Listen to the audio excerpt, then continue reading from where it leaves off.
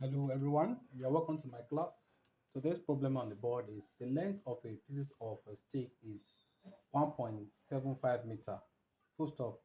You can measure it as 1.8 meter. Find the percentage error. Solution.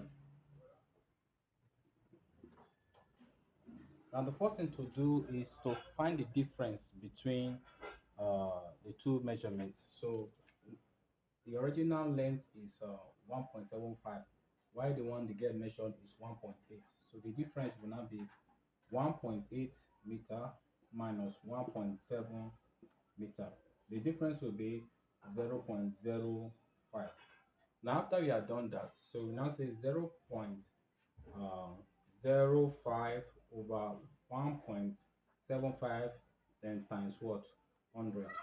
So if you multiply 100 with 0.05, it will be 5 over 1.75. Uh, then if you divide 5 divided by 1.75, you will be getting um, 2.86 approximately percent. So this is the final answer to this